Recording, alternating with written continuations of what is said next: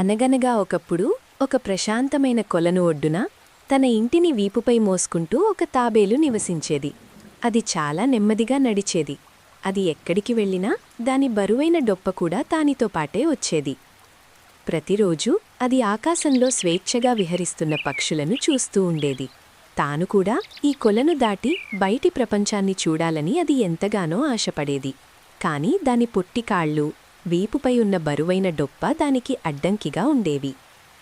ఒకరోజు దయగల 2 బాతులు దాని దగ్గరకు వచ్చి వాలాయి. తాబేలు ఆకాశంపైనుండి ఈ ప్రపంచాన్ని చూడాలన్న తన చిరకాల కోరికను వాటితో చెప్పుకుంది. ఆ బాతులు ఒక్క క్షణం ఆలోచించి నవ్వాయి. అవి ఒక బలమైన కర్రను తీసుకువచ్చి తాబేలుతో ఇలా చెప్పాయి: "నువ్వు ఈ కర్రను నీ నోటితో గట్టిగా పట్టుకో. మేము నిన్ను ఆకాశంలోకి ఎగిరేసుకుంటూ తీసుకువెళ్తాము. కాని ఒక్క విషయం గుర్తుంచుకో, ఎట్టి పరిస్థితుల్లోనూ నోరు తెరవకూడదు, మాట్లాడకూడదు." తాబేలు అందుకు ఒప్పుకుంది. అది ఆ కర్రను తన నోటితో గట్టిగా కరుచుకుంది. బాతులు దానిని మెల్లగా గాలిలోకి లేపాయి. అవి పైకి ఎగరసాగాయి. తాబేలు కింద చూస్తే నదులు తళతళా మెరుస్తున్నాయి. అడవులు విశాలంగా విస్తరించి ఉన్నాయి.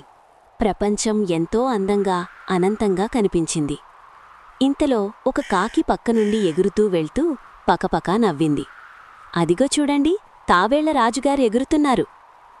ఆ మాటలకు తాబేలుకు గర్వం తలకెక్కింది. అందరికీ తన గొప్పతనం చూపించుకోవాలని, దానికి సమాధానం చెప్పాలనుకుంది. వెంటనే నోరు తెరిచింది. నోటిపట్టు తప్పి కర్ర జారిపోయింది. అంతే, అది కిందకు పడిపోయింది. దానితో ఆ ప్రయాణం ముగిసిపోయింది. అవసరం లేని గర్వం మరియు నియంత్రణ లేని ఆసక్తి చివరికి అపాయానికే దారితీస్తాయి.